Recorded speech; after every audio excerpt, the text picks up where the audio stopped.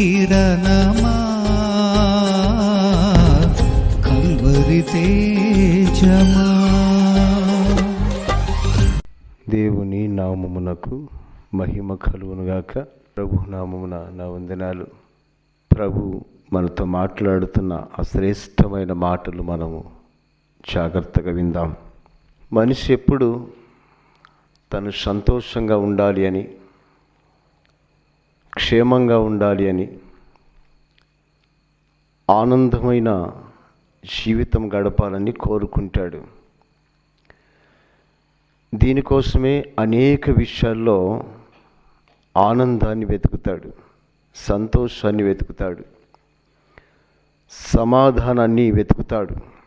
అయితే కొన్ని వాక్యాలు చదివినప్పుడు నిజంగా ఇలా ఉంటే బాగుండు అనిపిస్తుంది. పాత నిబంధన గ్రంథంలో కొన్ని మాటలు మనము ధ్యానం చేసినప్పుడు నా జీవితం ఇలా ఉంటే ఎంత బాగుండు, నా జీవితం ఇలా ఉండాలి అని మనం ఆశ కలిగి ఉంటాం. మన జీవితంలో దుఃఖము లేకుండా ఎప్పుడు సంతోషంగా, ఎప్పుడు సమాధానంగా, ఎప్పుడు ఆనందంగా ఉంటే ఎంత బాగుంటుంది. అప్పుడప్పుడు మనం చెప్తూ ఉంటాం, వింటూ ఉంటాం, యేసు ప్రభువు వారి దగ్గరకు రండి, మీ బాధలు పోతాయి, మీ కన్నీళ్ళు నాట్యంగా మారుతాయి, మీ దుఃఖము సమాప్తమైపోతుంది, మీ సమస్యలు తీరిపోతాయి అని మనం అప్పుడప్పుడు చెప్తూ ఉంటాం. కానీ కొన్ని సందర్భాల్లో మన జీవితాల్లోనే ఆ బలహీనతలు, ఆ దుఃఖం, ఆ వేదన మనం అనుభవిస్తూ ఉంటాం. కానీ వాక్యం ఏం చెప్తుందో అలాగ ఉంటే మన జీవితాలు ఎంత బాగుంటాయో ఒకసారి లేఖనాల నుంచి ఒక మాట చదువుదాం. యెషయా గ్రంథము 60వ అధ్యాయము 20వ వచనంలోని మాటను చదువుకుందాం. నీ సూర్యుడికను అస్తమింపడు, నీ చంద్రుడు క్షీణింపడు, యెహోవాయే నీకు నిత్యమైన వెలుగుగా ఉండును, నీ దుఃఖ దినములు సమాప్తములగును. ఎంత శ్రేష్టమైన మాట చూడండి ఇక్కడ. నీ దుఃఖ దినములు సమాప్తములగును అంటే ముగింపు జరుగుతుంది అని. ఇప్పటి వరకు కన్నీళ్లు కార్చినావు కదా, బహుగా ఏడ్చినవు కదా, బహుగా బాధపడ్డావు కదా. ప్రభువాక్యం చెబుతుంది ఆ దుఃఖము సమాప్తమైపోతుంది అని. ఇప్పుడు ఇంకా కన్నీళ్ళు ఉండవని ఆ మాటకు అర్థం. భూలోకంలో ఆ ఆనందాన్ని అనుభవించలేమా, ఆ సంతోషాన్ని అనుభవించలేమా? భూరాజ్యములో, భూలోకములో, నీ జీవిత కాలములో నువ్వు సంతోషంగా, ఆనందంగా, సమాధానం కలిగి బ్రతకాలి అంటే మనం ప్రార్థన చేయాలి. ఇదే ప్రాముఖ్యమైన మార్గం. చాలామంది బాధ కలిగితే, దుఃఖము కలిగితే, వేదన కలిగితే ఎవరో ఒకళ్ళతో పంచుకుంటూ ఉంటారు. ఏదో ఒక ఇంటికి వెళ్ళి ఆ వాకిట్ని కూర్చొని వాళ్ళకు చెప్తా ఉంటారు, మా ఇంట్లో పరిస్థితి ఇది, మా ఆయన ఇలాగా, మా పిల్లలు ఇలాగా, మా అప్పులు ఇలాగా, మా అనారోగ్యం ఇలాగా, మా బ్రతికిలాగా అయింది, మేము ప్రార్థనకి వెళ్తున్నాం కానీ మా జీవితము ఎప్పుడు ఏదో ఒక బాధలు, ఏదో ఒక రోగాలు, ఏదో ఒక శోధనలు, ఏదో ఒక దుఃఖము, ఏ మనశ్శాంతి లేదు అని మనం ఇతరులకు చెప్తున్నప్పుడు వాళ్ళు అనుకుంటారు ఈ యేసు ప్రభువుల వారి దగ్గరికి వెళ్ళిన ప్రయోజనం ఏమీ లేదట్టుకుంది, వీళ్ళు వెళ్ళినా కానీ ప్రయోజనం ఏమి లేదట, వాళ్ళ బాధలు చెప్పుకుంటే చాలా ఉన్నాయి, మనకంటే ఎక్కువ ఉన్నాయి అని ప్రభు దగ్గరకు రారు. ఇంకా అది కూడా దేవుని నామమునకు దూషణ పాలుగానే కనపడుతుంది మనకి. మరి ఏం చేయాలా? మార్గం ఏమిటి? బాధలు వచ్చినాయి, శ్రమలు వచ్చినాయి, క్రైస్తవులకు రావని చెప్పట్లేదు, వస్తాయి. వీటి నుంచి విడుదల పొందాలి. విడుదల పొందాలంటే ఏం చేయాలి? నువ్వు ఎక్కడికో వెళ్ళి వాళ్ళ దగ్గర వీళ్ళ దగ్గర కూర్చొని కన్నీళ్లు కారిస్తే ప్రయోజనం లేదు. కన్నీళ్లు కార్చాలి, అది ప్రభు దగ్గర కార్చాలి. అది బైబిల్ చెప్తుంది. నీ భవిష్యత్తు కొరకు, నీ ఆరోగ్యం కొరకు, నీ కుటుంబ సమస్యల కొరకు, నీ జీవితంలో సంతోషం కొరకు నువ్వు ముందుగానే చేయవలసింది ఏంటో తెలుసా? కన్నీటి ప్రార్థన, క్రాయింగ్ ప్రేయర్.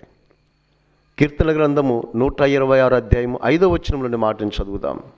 కన్నీళ్లు విడుచుచు విత్తువారు సంతోషగానములతో పంట కోయుదురు. దేవుని స్తోత్రాలు కలుగును గాక. ఎంత శ్రేష్టమైన మాట చూడండి. కన్నీళ్లు విడుచు విత్తువారు సంతోషగానములతో పంట కోస్తారు. పొలమును విత్తనాలను పోల్చి ఈ మాట రాయడం జరిగింది. పొలం నాటేటప్పుడు ఎవరైనా సంతోషంగా పొలం నాటుతారే కానీ కన్నీళ్ళతో నాటుతారా? నాటరు. ఎప్పుడు కన్నీళ్ళు విడుస్తారు? పంట పండకపోతే, ఖర్చు రాకపోతే, చేను బీడైపోతే కన్నీళ్లు గారుస్తారు, బాధపడతారు. అరే ఇంత కష్టపడ్డాం, ఖర్చు పెట్టినాం, ప్రయోజనం లేదు. ఏదైనా మనం అనుకున్నది సాధించలేకపోయినప్పుడు, మనం పొందుకోవాలనుకున్నది పొందుకోలేకపోయినప్పుడు కన్నీళ్లు కారుస్తాం. కొంతమంది జీవితాలు ముగిస్తారు. అది చాలా తప్పు. మరలా ఇంకొక మార్గం ఎత్తుకొని సాధించాలే కానీ మనం అలా ఉండకూడదు. కాబట్టి ఇక్కడ రాయబడిన మాటను చూస్తే కన్నీళ్లు విడిచి విత్తువారు సంతోషగానములతో పంట కోస్తారు. దేవుని దగ్గర అడగంది మనం ఏది పొందుకోలేం. ప్రభువాక్యం చెబుతుంది, అడుగుడి మీకు ఇవ్వబడును, వెదకుడి మీకు దొరుకును, తట్టుడి మీకు తెరవబడును అని. కాబట్టి మనం దేవునికి ప్రార్థన చేసేటప్పుడు కన్నీళ్లు కార్చి ప్రతి విషయంలో కూడా నువ్వు ఎక్కడికి ప్రయాణానికి వెళుతున్నా, నీ భవిష్యత్తు కొరకు, నీ బిడ్డల కొరకు, నీ కుటుంబం కొరకు, నీ ఆరోగ్యం కొరకు ప్రభువుకు ప్రార్థన చేస్తే దేవుని యొక్క అద్భుతాలు చూస్తావు. నీ దుఃఖ దినములకు ముగింపు కలుగుతుంది. ఎస్, యూదులందరూ హిందూ దేశంలో ఉన్నారు. యూదులకు ఒక భయంకరమైన శ్రమ వచ్చింది. హామాను అనే ఒక వ్యక్తి కుట్ర చేసి, యూదుల్లో మొర్దెకై అనే వ్యక్తి తను చూసి లేచి నిలబడలేదని రాజు పెద్ద పదవిచ్చినందుకు గర్వించిన వాడై ఈ హామాను కొందరు మాటలు విని, నీకు గౌరవం ఇవ్వట్లేదు మొర్దెకై, నీకెంత పదవి ఉంటే ప్రయోజనం ఏముంది, కొన్ని మాటలు మనల్ని చెడగొడతాయి, మన జీవితాన్ని పాడు చేస్తాయి, వినకూడదు. సలహా తీసుకొని నీకెంత ఉద్యోగం ఉంటేమి, రాజు దగ్గర ఎంత గొప్ప పదవి ఉంటేమి, ఆ బానిస ఆ యూదుడు నీకు లేవట్లేదు అని చెప్తే కక్ష పెంచుకొని ఎలాగైనా మొర్దెకైని తన వంశాన్ని లేకుండా చేయాలి ఈ దేశములని రాజుతో మనవి చేస్తాడు హామాను. రాజుకి విషయం అంతా తెలియక హామాను తన దగ్గర పెద్ద ఉద్యోగస్తుడు కాబట్టి, మెయిన్ ఆఫీసర్ కాబట్టి సరైన ఒప్పుకున్నాడు. ఒక తాకీదు రాయించాడు, మొర్దెకై కానీ మొర్దెకైకి సంబంధించిన వంశం వారు కానీ ఎవరు ఉండకూడదు, చంపేయండి అని ఒక డేట్ కూడా ఫిక్స్ చేసి ఏర్పాటు చేశారు. దేవుని బిడ్డారా, ఇక హామాను సంతోషపడుతున్నాడు. నా శత్రువు చనిపోతాడు, ఆ వంశం లేకుండా పోతుంది, నేను పగ తీర్చుకుంటున్నానని. ఎప్పుడు కూడా శత్రువులకి ఏదైనా ఇబ్బంది కలిగితే సంతోషపడకూడదు, రేపు అదే మన మీదకి వస్తుంది. శత్రువుల బాధలో కూడా మనము బాధగా పంచుకొని ప్రార్థన చేయాలి. నిన్ను వలె నీ పొరుగు వానిని ప్రేమించమనే దానికి అర్థం అదే.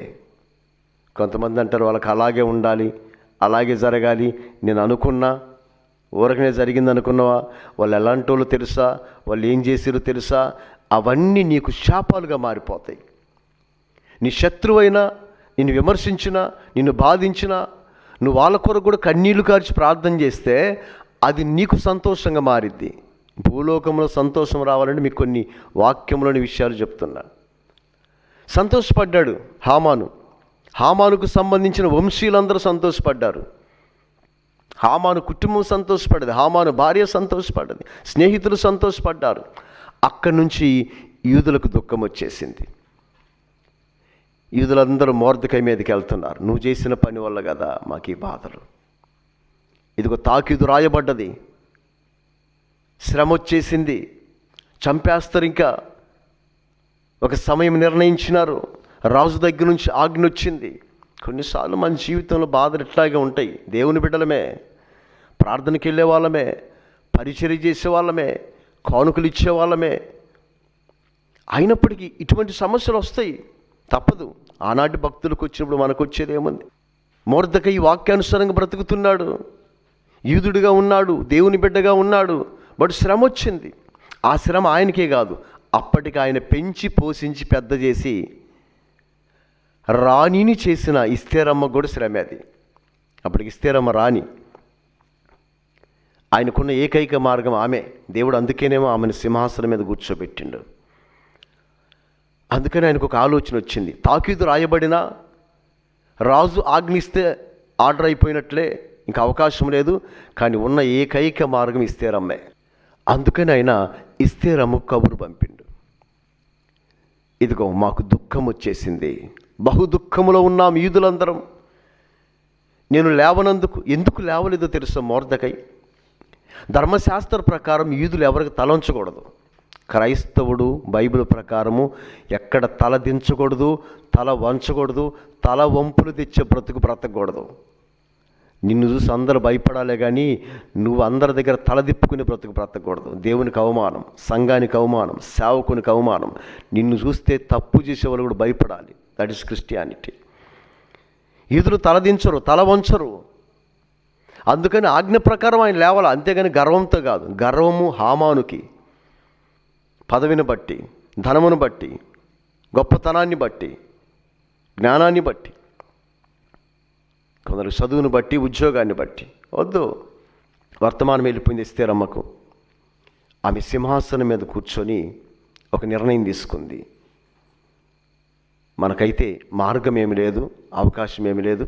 అయితే ఒక విషయం చెలికత్తెలు చెప్తుంది, మీరు నాకు పరిచర్య చేయొద్దు, నేను మీరు అందరము కలిసి కన్నీళ్లు కార్చి ప్రార్థన చేద్దాం. ఎలా ప్రార్థన చేద్దాం? ఉపవాసం ఉండి ప్రార్థన చేద్దాం. ఉపవాస దినము ప్రకటించడం జరిగింది. యూదులందరూ దానికి మొదట ప్రారంభం ఇస్తేరమ్మ, ఆమెతో ఉన్న చెలికత్తెలు, మనతో ఉన్న వాళ్ళ చేత కూడా ప్రార్థన చేయించాలి. మన కుటుంబం వారి చేత కూడా ప్రార్థన చేయించాలి.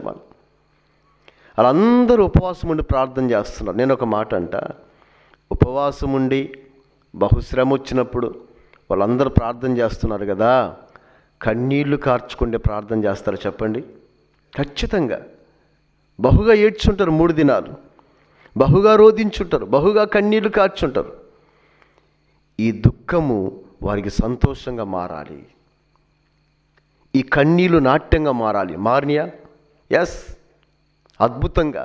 3 రోజులు ఉపవాస ప్రార్థన తర్వాత, కన్నీటి ప్రార్థన తర్వాత, రాజు పిలవకుండా వెళ్ళకూడదు. ఆయన ఇస్తేరమ్మ, నేను ప్రార్థన చేసినా కదా, నా దేవుడు నాతో ఉన్నాడు కదా, ఇంకా ప్రార్థన చేస్తే ధైర్యమే మనకి, ఇక భయం ఎందుకు? ఆ ప్రార్థన విన్న దేవుడు రాజు హృదయాన్ని మార్చివేసినాడు. ఆమెకు ఆహ్వానం ఇచ్చినాడు. ఆమె బాధ అంతా చెప్పుకుంది, హామాను చేసిన కుట్రంతా బయట పెట్టేసింది. అప్పుడు రాజుకు అర్థమైపోయింది అసలు విషయం, హామాను ఎంత దుర్మార్గుడో. వెంటనే రాజు ఆజ్ఞలన్నీ మార్చేస్తాడు. ఆజ్ఞలన్నీ మారిపోతాయి. ఎలా మారిపోతాయి? మొర్దెకై కొరకు ఉరికొయ్య తయారు చేసి పెడతాడు. అదే ఉరికొయ్య మీద హామాని ఉరి తీయబడతాడు. హామాను వంశీయులందరూ చనిపోతారు. హామాను కుటుంబంలో కొంతమంది ఉరి తీయబడతారు.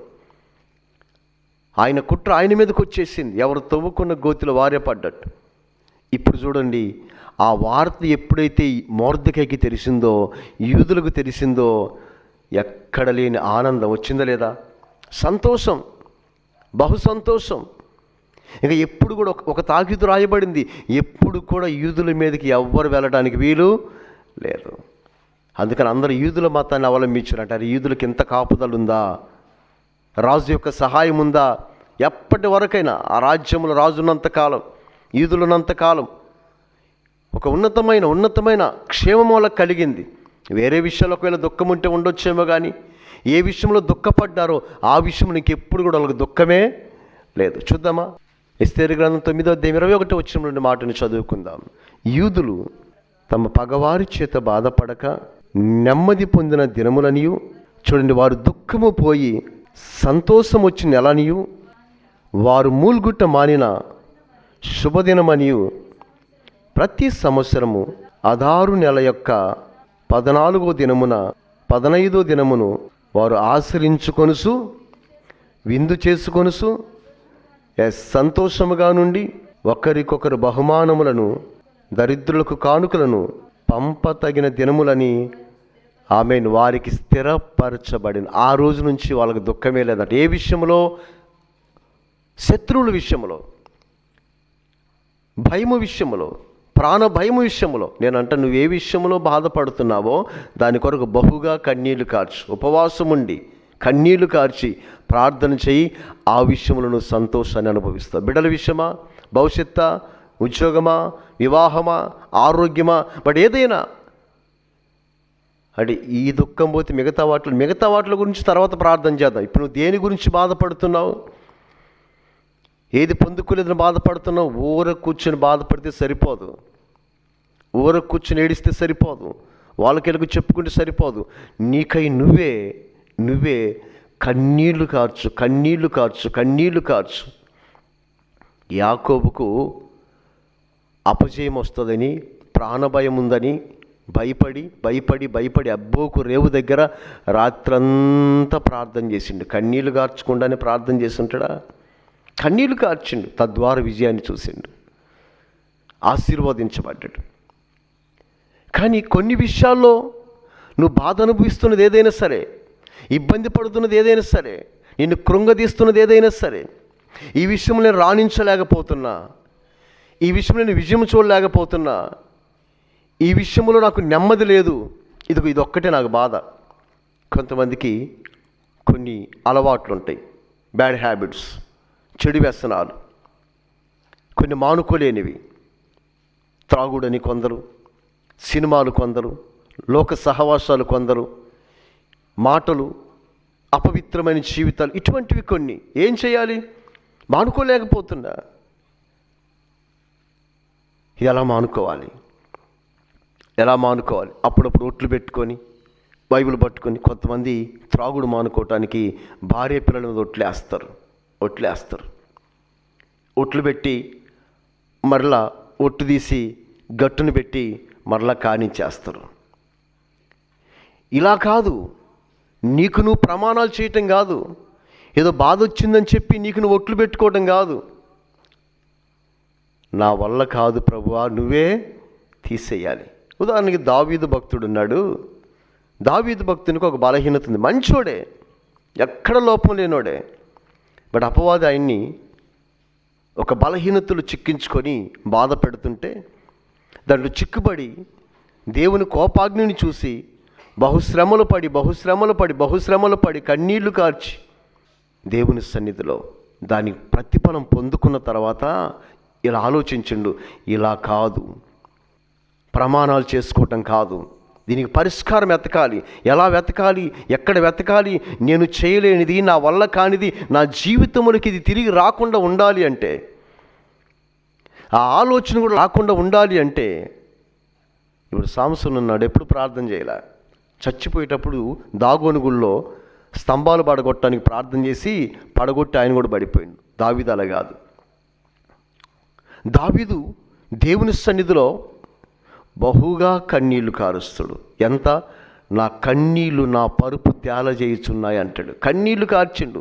నాలో ఒక బలహీనత ఉంది అంటాడు ఆయన కీర్తన గ్రంథంలో. ఒక స్థిరమైన మనస్సు నాకు కావాలి. అప్పుడప్పుడు మారిపోతూ ఉన్నా, ఆలోచనలు మారిపోతూ ఉన్నాయి. ఒకప్పుడున్న భక్తి ఉండట్లేదు, అవకతవకలుగా మారుతుంది నా భక్తి. స్థిరమైన మనస్సు నాకు కావాలి, నూతనమైన హృదయం నాకు కావాలి. ఇంకా ఏ వైపుకి నేను వెళ్ళకూడదు, నువ్వే మార్చాలి నన్ను. కన్నీళ్లు కార్చిండు. ఎన్ని కన్నీళ్ళట చెప్పండి? కన్నీళ్లు కార్చిండు, పరుపు తేల చేసేంత కన్నీళ్లు కార్చిండు. దేవుడు అద్భుతం చేసిండు. ఎంత అద్భుతం అంటే, జీవిత కాలంలో ఎప్పుడు కూడా ఆ వైపు కన్నెత్తి చూడల దావీదు. పాపం అంటేనే భయపడిపోయిండు, అంత కృపనిచ్చిండు. ఏదైనా నువ్వు కన్నీళ్లు కార్చి అడిగితే తప్పకుండా దాని విషయంలో నీకు సంతోషం ఇస్తాడు. ఇంకొక మాట మనం ధ్యానం చేద్దాం.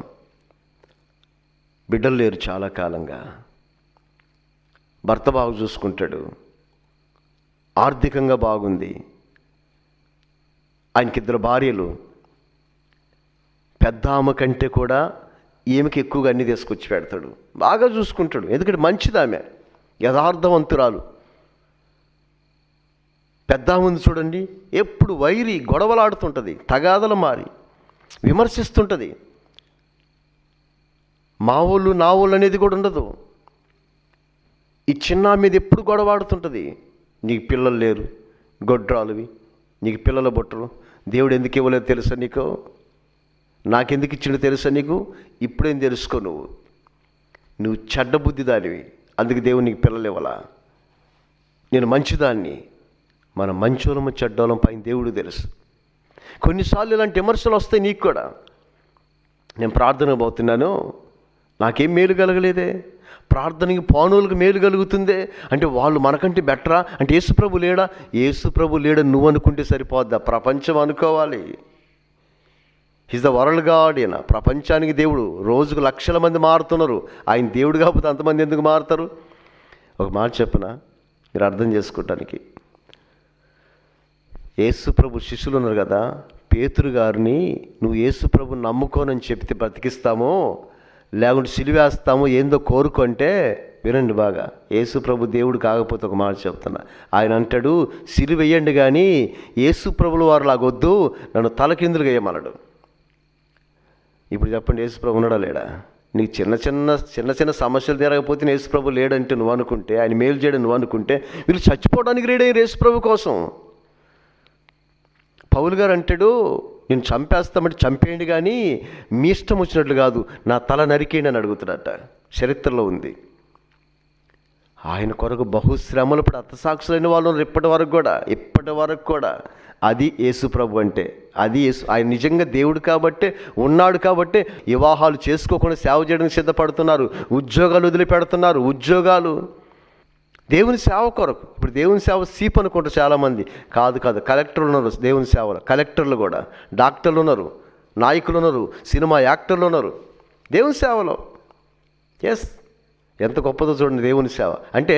ప్రపంచంలో అన్నిటికంటే గొప్ప దేవుని సేవ, అన్నిటికంటే గొప్పది. అందుకే కదా డాక్టర్లు మానుకొని సేవకు వస్తున్నారు, సినిమా వాళ్ళు మానుకొని సేవకు వస్తున్నారు, ఇంజనీర్లు మానుకొని సేవకు వస్తున్నారు. హన్నా మంచిది, పెనిన్న చెడ్డది, కానీ పెనిన్నాకు పిల్లలు ఉన్నారు, హన్నాకి లేరు. ఆ తర్వాత నువ్వు పొందబోయే ఆశీర్వాదం ఎంత గొప్పదో నువ్వు తెలుసుకోవాలి. హన్నా జీవితాన్ని బట్టి ఎక్కడెక్కడో ఏడ్చింది, ఎక్కడెక్కడో బాధపడింది, ఇంకా కాదని నిర్ణయించుకుంది, దేవుని ఆలయానికి వెళ్ళి మోకరించింది, ప్రభు ప్రార్థనలో గడపాలని నిర్ణయించుకుంది, కన్నీళ్లు కార్చి ప్రార్థన చేసింది, బహుగా కన్నీళ్లు కార్చి ప్రార్థన చేసింది, మూలుగుతుంది, ఏడుస్తుంది, రోదిస్తుంది. ఎంతసేపు ప్రార్థన అంటే చాలా సమయం ప్రార్థన చేసింది. సేవకునికి కూడా విసుగు పుట్టి ఆమె దగ్గరకు వచ్చి అడిగేంతసేపు ప్రార్థన చేసింది. మనలాగా 10 నిమిషాలు, 5 నిమిషాలు, పావు గంట, అరగంట కాదు, చాలా సమయం ప్రార్థన చేసింది. అప్పుడు సేవకుడు వచ్చి ఆమెతో మాట్లాడతాడు. 1 సమూయేలు గ్రంథం 1వ అధ్యాయం 18వ వచనం చదువుదాం. ఆమె అతనితో, నీ సేవకురాలునైన నేను నీ దృష్టికి కృపనొందునుగాక అనెను. తర్వాత ఆ స్త్రీ తన దారిని వెళ్ళబోయి భోజనము చేసు, చూడండి, నాట నుండి దుఃఖముఖిగా నుండుట మానెను, దుఃఖ దినములు సమాప్తం. ఎప్పటి నుంచి? వాళ్ళ దగ్గర వీళ్ళ దగ్గర కూర్చొని చెప్పుకున్నప్పటి నుంచి కాదు, ఫోన్లు చేసి చెప్పినప్పటి నుంచి కాదు. దేవుని ఆలయములోకి వచ్చి కన్నీళ్లు కార్చి ప్రార్థన చేస్తే సంతోషగానముతో ఇప్పుడు గర్భఫలం అనే పంట కోయబోతుంది. నాట నుండి ఆమె దుఃఖం మానుకుందట. సేవకుడు చెప్తాడు, నీ గర్భఫలం ఇస్తాడు, భయపడొద్దు అని. ఆ రోజు నుంచి సంవత్సరం దాకా ఆమెకి దుఃఖమే లేదు, రోజు సంతోషమే. తర్వాత ఆమెకి ఎప్పుడైతే గర్భఫలం వచ్చిందో ఇంకా చూడండి, ఆమె ఆనందానికి అవధులే లేవు. ఇంకొక విషయంలో ఒకవేళ ఆమెకి ఏదైనా శ్రమ ఉంటే ఉండొచ్చేమో, ఆరోగ్య విషయంలో, ఇంకొక బాధ విషయంలో, కానీ బిడ్డల విషయంలో శ్రమ లేదు. ఎంత సంతోషమో చెప్పనా? మీరు బాగా అర్థం చేసుకోండి. నాకు పిల్లలు ఉన్నారు కదా, వాళ్ళ పేర్లు కూడా తెలియదు బైబిల్లో, నో హిస్టరీ. కానీ హన్నా కుమారుడు ఎవరు? సమూయేలు. 4 పుస్తకాలు రాసిండు సమూయేలు, 3 పరిచయాలు చేసిండు సమూయేలు. హన్నా కొడుకు సమూయేలు కాదు, సమూయేలు తల్లి హన్నానంత పేరు తీసుకొచ్చిండు. పిల్లలు పుట్టగానే సంబరం కాదు, గొప్పవారైతేనే తల్లిదండ్రులకు సంతోషం. బాగా బలంగా ఉంటేనో, కండలు పెంచితేనో, అందం పెంచితేనో, హైట్ పెరిగితేనో, 3 పూట్ల తిని నిద్రపోతేనో తల్లిదండ్రులకు సంతోషం కాదు. ఎప్పుడు సంతోషం అంటే వారు పెరిగి పెద్దయి గొప్పవారైనప్పుడు సంతోషం, ప్రయోజకులైనప్పుడు సంతోషం. సాంసోను బట్టి తల్లిదండ్రులు ఏడ్చారు కదా. సంతోషం ప్రారంభం తర్వాత లేదు, కానీ సమయాన్ని బట్టి తల్లికి ఎప్పుడు సంతోషమే. ఆమె దుఃఖం ఇంకా పిల్లల విషయంలో దుఃఖమే లేదు. ఎందుకంటే పాలు విడిచిన తర్వాత మందిరం విడిచిపెట్టేసింది, మాట నెరవేర్చుకుంది. దేవుడు తర్వాత 5 సంతానాన్ని ఇచ్చిండు. ఇంకా ఆ బిడ్డలు కూడా మంచోళ్ళు అయి ఉంటారు. ఆమెకి ఎప్పుడు సంతోషమే బిడ్డల విషయంలో. కొంతమంది బిడ్డలున్నా ఎప్పుడు దుఃఖమే, పెద్దోడి వల్ల, చిన్నోడి వల్ల, పిల్ల వల్ల, పిల్లోడి వల్ల ఎప్పుడు దుఃఖమే. పుట్టినప్పుడే సంతోషం, అక్కడి నుంచి ఇంక దుఃఖమే, వేదనే. అన్నాక అలా కాదు. అసలు ఆమె జీవితంలో బిడ్డల గురించి ఇక దుఃఖమే లేదు. సమయాల గురించి అయితే ఎప్పుడు ఆనందం, ఆమెకి ఎప్పుడు సంతోషమే. ఇలాగా కన్నీళ్లు కార్చి నువ్వు దేని గురించి అయితే ప్రార్థన చేస్తావో నీ దుఃఖ దినములు సమాప్తమైపోతాయి, నువ్వు ఆనందం చూస్తావు. క్రైస్తవులు ఎప్పుడు కూడా కన్నీళ్లు కార్చి ప్రార్థన చేస్తున్నారు. లోకమంతా పాపంలో ఉంది, అంధకారంలో ఉంది. దేవుని రాకడ సమీపించింది. మనం అందరిలాగా టీవీల దగ్గర కూర్చొని, సినిమాల దగ్గర కూర్చొని, 10 మందిలో కూర్చొని కదా జోకులు, కబుర్లు. లేఖనం చెప్తుంది, ఏ విషయంలో బాధపడుతున్నావో, ఏ విషయంలో ఇబ్బంది పడుతున్నావో, ఏ విషయంలో శ్రమ పడుతున్నావో నీవు కన్నీళ్లు కార్చి ప్రార్థన చేస్తే నా ప్రభు ఆశీర్వాదం పొందుకుంటావు. ఆ విషయంలో నీ దుఃఖము సమాప్తమవుతుందని లేఖనం సెలవిచ్చిన రీతిగా అందరం ప్రార్థన చేద్దాం. సర్వోన్నతుడ, కృపగలనైన సర్వాధికారి, సర్వశక్తిమంతుడ, మీ పరిశుద్ధమైన పాదములకు వేలాది వందనాలు, స్తుతులు, స్తోత్రాలు చెల్లిస్తున్నాము తండ్రి. మేము ఎలా ప్రార్థించాలో, కన్నీళ్లు కార్చి ప్రార్థిస్తే కలిగే ప్రతిఫలం ఏమిటో, ప్రయోజనం ఏమిటో మీరు మాకు తెలియజేసిన విధానాన్ని బట్టి ఎంతగానో స్తుతిస్తున్నాము, స్తోత్రాలు చెల్లిస్తున్నాము నాయన. అటు ప్రార్థన జీవితమును, అటు ప్రార్థన ఆత్మను మాకు అనుగ్రహించమని వేడుకుంటున్నాము తండ్రి. పశ్చాత్తాపముతో కన్నీళ్లు కార్చి అయా మీ మేలు పొందుకొని, అయా మేము మీ సంతోషమును పొందుకునేందుకు సహాయము చేయమని, అటు ప్రార్థన ఆత్మను మాకు అనుగ్రహించమని వేడుకుంటున్నాము. స్తోత్రాలు నాయన. ఎవరి అక్కలు కలిగి ఉన్నారో, అవసరతలు కలిగి ఉన్నారో మహిమలు తీర్చమని వేడుకుంటున్నాము. స్తోత్రాలు నాయన. మీ ఉన్నతమైన, అద్భుతమైన, ఆశ్చర్యమైన కార్యములు ప్రతి బిడ్డ పట్ల జరిగించమని వేడుకుంటున్నాం. గొప్ప తండ్రి స్తోత్రాలు. నీవే గొప్ప దేవుడవు, ఆశ్చర్యములు చేయవాడు, అద్భుతములు చేయవాడు అయ్యా. మీకు అసాధ్యమైనది ఏది లేదని నమ్ముచున్నాం, మిమ్మల్ని స్తుతిస్తున్నాం, గణపరుస్తున్నాం నాయన. స్తోత్రాలు నాయన. ఇదిగో ప్రభు, ఈ మాటలు ఎంతమంది బిడ్డలు విన్నారో వారందరిని కూడా దీవించి ఆశీర్వదించి ఈ మాటల ప్రకారం నడుచుకొని వారి దుఃఖంలో ఉన్నారు, ఏ బాధల్లో ఉన్నారు, ఏ ఇబ్బందుల్లో ఉన్న, ఎరుకుల్లో ఉన్న, ఏ శ్రమలో ఉన్న విడిపించి మేలు చేసి మీ నెమ్మది సమాధానం అనుగ్రహించమని వేడుకుంటున్నాము తండ్రి. మీ రక్షణ భాగ్యం ఇవ్వమని వేడుకుంటున్నాము. స్తోత్రాలు నాయన. ఈ మాటల ప్రకారం మేము జీవించుకొని అటు ప్రార్థన ఆత్మను, జీవితమును కలిగి బ్రతుకుడు కృపతో సహాయం చేయమని వేడుకుంటున్నాము నాయన. మీరే మహిమ, ఘనత, ప్రభావాలు పొందుకొనమని యేసయ్య నామములో అడిగి వేడుకొనుచున్నాము తండ్రి. ఆమేన్. నీ వాక్యము యేసయ్యా